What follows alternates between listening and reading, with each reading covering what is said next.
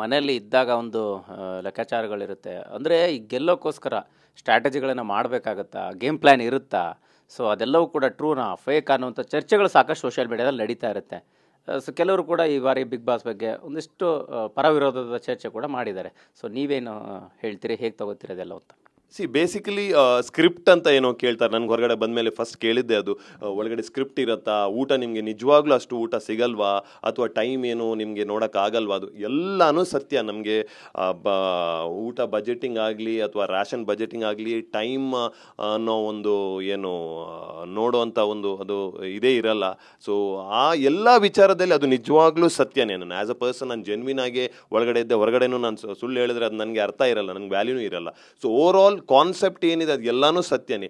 But game plan ಅಂತ ನೀವು ಕೇಳಿದ್ರಿ, ಸ್ಟ್ರಾಟಜಿ ಅಂತ ಏನು ಹೇಳಿದ್ರಿ. So game plan strategy I think ಅದು ಮಾಡ್ಕೋಬೇಕಾಗತ್ತೆ ಆ್ಯಸ್ ಅ ಪ್ಲೇಯರ್. ನೀವು ಇದು game show, end of the show ನಾವು ಒಳಗಡೆ ಹೋಗ್ಬಿಟ್ಟು ಒಂದು ಯೋಗೇಶ್ ಮೇಕಪ್ ಮಾಡಿ ತಿಂಗಳಿಗೆ 2 ಲಕ್ಷದವರೆಗೆ ಸಂಪಾದಿಸ್ತಾರೆ. ನೀವು ಕೂಡ ಅವರಿಂದ ಕಲಿಬೇಕಾ, ಅವ್ರ ಜೊತೆ ವಿಡಿಯೋ ಕಾಲ್ನಲ್ಲಿ ಮಾತಾಡಬೇಕಾ?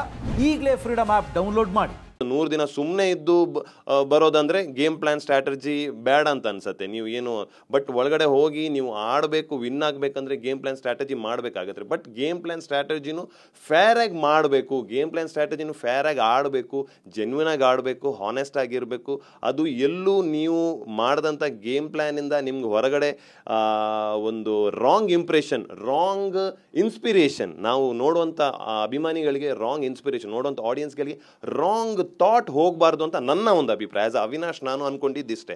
ಗೇಮ್ ಪ್ಲ್ಯಾನ್ ನನಗೂ ಇತ್ತು. ಕೆಲವರು ಹೇಳ್ತಾರೆ ನಿಮ್ಮ ಗೇಮ್ ಪ್ಲ್ಯಾನೇ ಇರಲಿಲ್ಲ ಅನ್ಸುತ್ತೆ ಅವಿನಾಶ್, ನೀವು ಒಳಗಡೆ ಹೋಗ್ಬಿಟ್ಟು ಆಡಿದ್ದೀರಾ, ಚೆನ್ನಾಗಿ ಆಡಿದ್ದೀರಾ, ಬಟ್ ನಿಮ್ಮ ಗೇಮ್ ಪ್ಲ್ಯಾನ್ ಇರಲಿಲ್ಲ ಅನ್ಸುತ್ತೆ. ಯಾಕೆಂದರೆ ನೀವು ಸುಮ್ಮನೆ ಮಾತನ್ನ ಅಷ್ಟೊಂದು ನೀವು ಅಂದರೆ ರೆಸ್ಪೆಕ್ಟ್ ಇಟ್ಕೋಬೇಕಂತ ಸುಮ್ಮನೆ ರಿಯಾಕ್ಟ್ ಮಾಡಿಲ್ಲ ಕೆಲವೊಂದು. ಬಟ್ ಗೇಮ್ ಪ್ಲ್ಯಾನ್ ನನಗೂ ಇತ್ತು. ನಾನು ಫಸ್ಟ್ ವೀಕ್ ಹೋದಾಗ ನಾನು ಎಲ್ಲರ ಜೊತೆ ಚೆನ್ನಾಗೇ ಇರಬೇಕು, ಒಂದಷ್ಟು ಜನರ ಒಂದು ಮೈಂಡ್ಸೆಟ್ಟನ್ನು ತಿಳ್ಕೋಬೇಕು.